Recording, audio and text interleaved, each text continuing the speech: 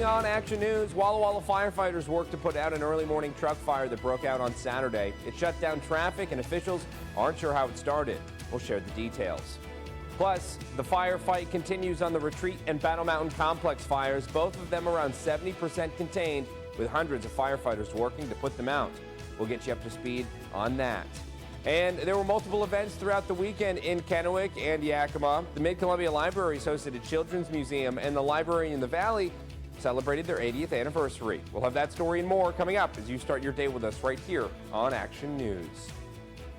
Good Monday morning, everybody. I'm Dave Furtado. And I'm meteorologist Jefferson Donovan. And Jefferson, in the world of weather, things seemed like it was a bit of a mixed bag over the weekend in terms of weather. What can we expect as we start the week today? Yeah, we did see some thunderstorms over the weekend. We also saw some of that haze and smoke, and then in the Tri-Cities it was just pretty calm. Now, as we look outside at Yakima, we have really been dealing with some of that dense haze and smoke over the last couple of days. Now, today we are still going to be holding on to those hazy, smoky concerns. Thunderstorms are going to be virtual non-zero chance in Yakima today, really not looking at those chances at all, but we will be looking at hazy, smoky sunshine. It's 69 degrees this morning in Yakima with a fairly light northerly wind.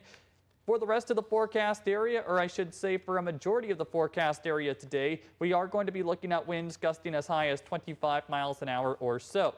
Here's a look at your weather headlines today, and moving forward, the hazy, smoky sunshine will continue. Below average daytime high temperatures, something that you can look forward to as we go throughout the duration of this week. And then a big time pattern change arrives on Friday, potentially bringing a little bit of precipitation. We'll talk about all three of these weather headlines coming up. Thanks, Jefferson. We begin this morning in Walla Walla County. Fire crews responded to a truck that caught fire Saturday morning. It happened just before 3:30 in the eastbound lanes of U.S. Highway 12, just east of the Snake River Bridge.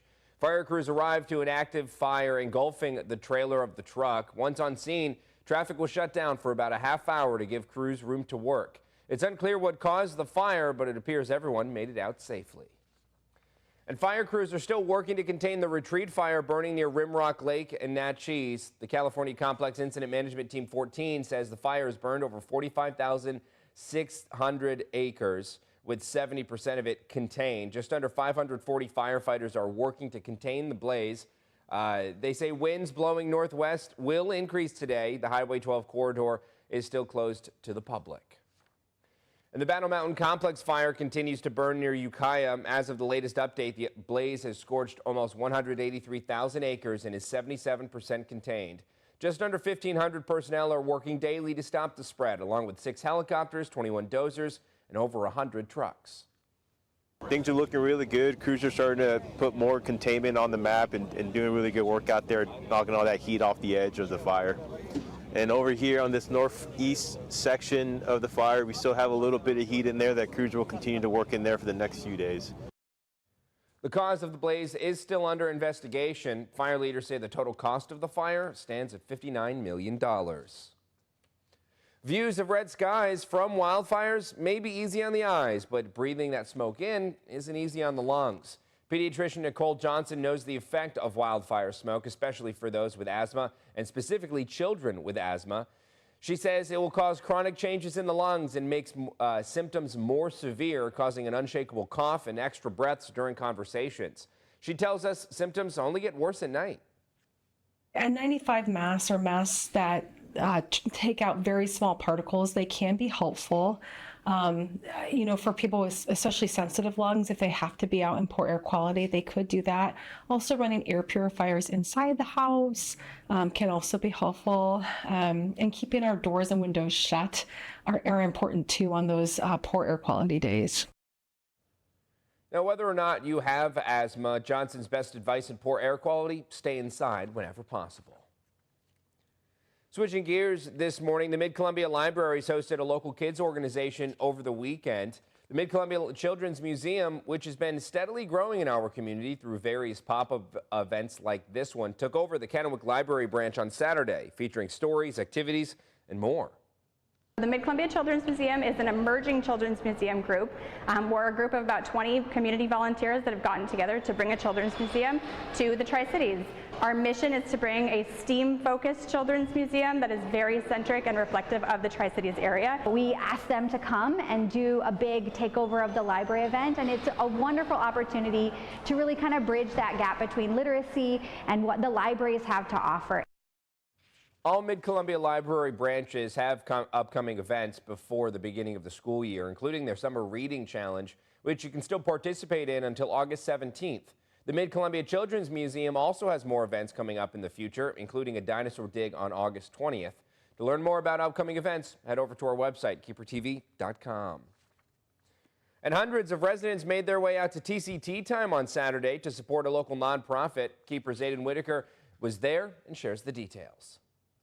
Joe's just been kind of a big impact on the community, so I wanted to do something good for him. Stephen Richard, who owns West Coast Screen Printing and Embroidery, has worked with Joe Thornton and the Big Bro Joe Foundation for some time now, seeing the impact firsthand that the organization has had on youth in the community. It was kind of a, just eye-opener, maybe for the way a lot of people don't have father figures or maybe just need more. And so wanted to kind of, support the cause. So Richard reached out, partnering up with TCT Time and coordinating with several other local businesses to get them involved as well. He's like, are you down to come here and, we can kind of team up, get local businesses involved and just raise money to go to Big Bro Joe. The vendors that you see behind me here, all of them just try to do the same thing I am, make some kind of impact in the community. Founded in 2021, the Big Bro Joe Foundation has clearly made an impact, rapidly growing and expanding its services, even opening up a clubhouse earlier this year for youth involved with the program. Our program actually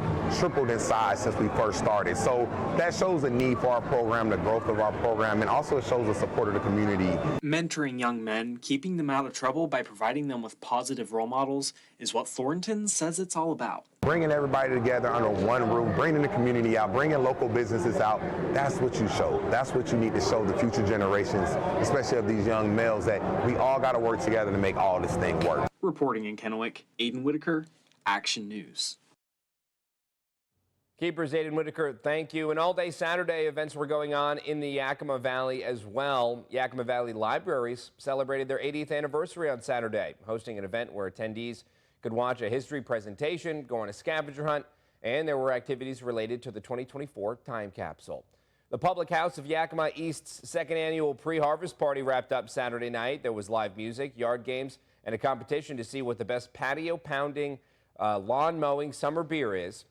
And also, day 2 of the Yakima Valley Rodeo in Grandview wrapped up Saturday night. Following the conclusion of the rodeo, the Lowdown Drifters held a free concert.